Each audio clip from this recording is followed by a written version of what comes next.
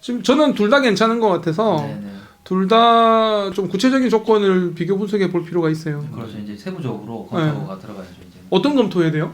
일단 임대료, 그리고 임대 계약 기간, 그다음에 계약 기간 종료됐을 때 재계약 시 그 가격 인상폭, 그것도 검토를 해야 되고, 그다음에 일단 건축물 대장상의 용도, 그리고 그 용도를 어느 쪽 임대인 쪽에서 해주는지 임차인이 하고 들어가는. 또 인테리어 했을 때 안에 구조를 이제 인테리어 했을 때 뭐 하자가 없는지 그런 분도 체크를 해야 되고, 가장 중요한 거는 이제 임대료에 대한 뭐 5년 단위, 10년 단위 계약이 어떻게 될 건지 그걸 제일 먼저 따져봐야 되겠죠. 네. 그게 중요한 것 같아요. 네, 제일 그리고 중요해요. 병원을 계약하고 난 다음에 당장 계약할 때도 중요하지만 5년 후도 중요하잖아요. 그렇죠. 예. 3년 후, 5년 후에 계약 갱신할 때 맞습니다. 예.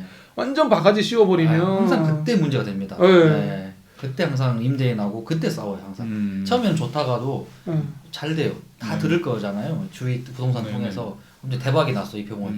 그럼 주인들이 가만히 안 있는 거죠. 그냥 터무니없는 가격으로 뭐 이렇게 안 하면 재계약 안 해준다. 그래서 항상 처음 계약을 할 때 서류화로 해서 그냥 표기를 해주는 게 제일 중요합니다. 그래서 제가 이제 김경수 대표를 좋아하는 이유가 그거예요. 저희 장편외과 계약을 할 때 그 특약사항에 다 넣은 거예요. 재계약할 때 얼마 이상 올리지 않는다라는 조건을 다 건 거예요. 그래서 적어도 10년은 맞습니다. 그렇죠. 2달 뽑고 저는 네, 임대료 걱정 없이 살거든요. 맞습니다. 그게 굉장히 중요하죠. 그러니까 그런 조건을 넣을 수 있는 공인중개사인가 아닌가가 중요한 것 같고요. 계약을 뭐 잘하고가 아니라 그 계약 조건을 어떻게 성사를 시키느냐, 그렇죠. 특약 조건을 어떻게 넣느냐 이런 것도 되게 중요할 것 같아요. 그래서 저는 지금 우리 뭐 영상이 둘 중에 하나를 골라서 뭔가를 선택해야 되는 영상은 아니니까 결국 우리가 이제 볼 때 어떤 걸 봐야 되는지를 논하는 자리잖아요. 그래서 둘 다 자리가 괜찮다면은 임대인하고 만나서 임대 조건에 대해서 얘기를 해보는 거죠. 디테일하게 들어가야죠. 그래서 이제 계약할 것처럼 만나면 되잖아요. 맞습니다. 여기도 계약할 것처럼 만나고 저기도 계약할 것처럼 만나서 서로 반응을 한번 보고 여기가 너무 까다롭게 곤다 그러면은 여기가 아예 그냥 그렇죠. 안 하는 것도 괜찮은 선택인 것 같은데요. 저는 1, 2년 하고 말 게 아니라서 그건 5년, 10년으로 생각하고 계약을 해야 되니까 지금 당장에 뭐 권리금 이런 게 중요한 게 아닙니다. 맞아요. 그런 구체적인 계약 조건에 대해서도 협상을 해야 됩니다. 사실 그 협상의 과정에서 깨지는 경우도 많죠. 맞습니다.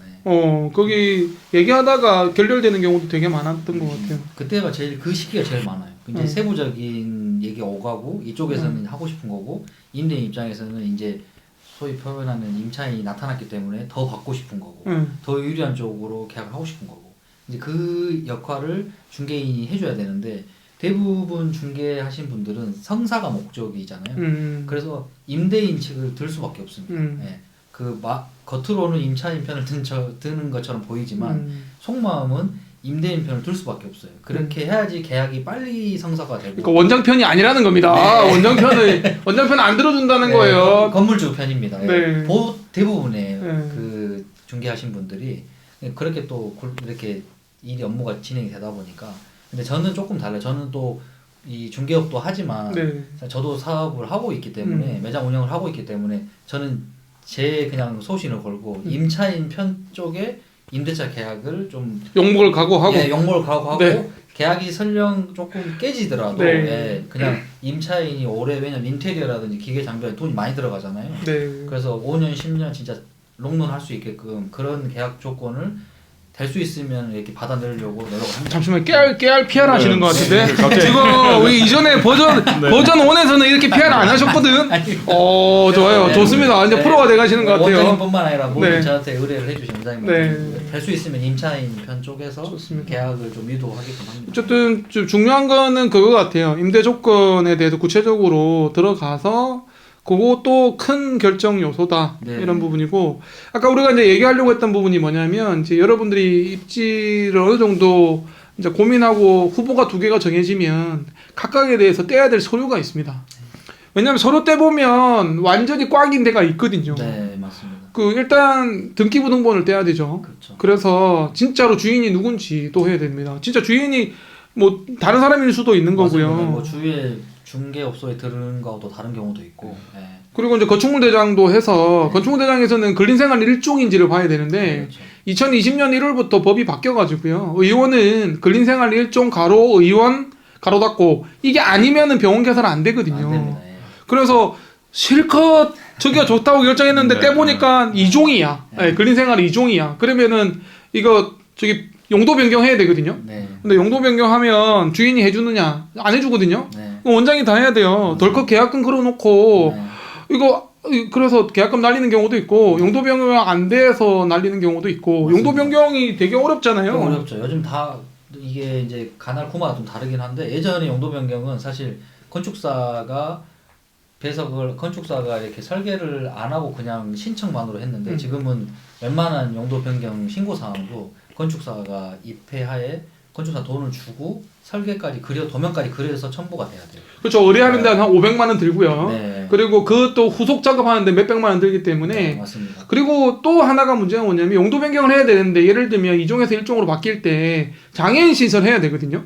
장애인 시설이 화장실부터 안에 점자판 이런 것까지 다 해야 되는데 보도블럭 이런 거 노란 거 있잖아요.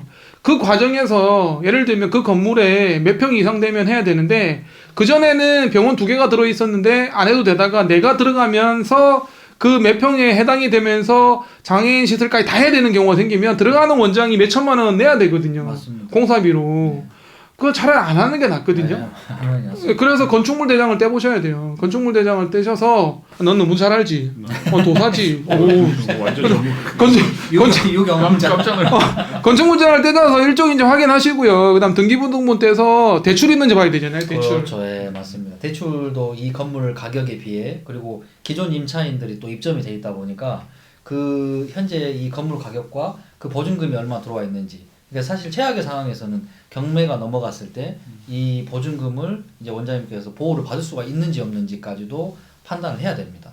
근데 보통 중개하신 분들은 일단 성사를 시켜야 되니까. 성사시켜야 되니까 이 건물 뭐 가령 뭐 200억 정도 한다. 이 정도 2억 정도 보증금은 괜찮습니다. 대부분 이렇게 하거든요. 근데 사실은 기존 임차인들의 보증금도 다 계산을 해서 그거에 플러스를 시켜서 또 거기에 기존 대출 금액까지 플러스를 시키고 저희들 계산으로 시세의 70%가 넘으면 안 돼요.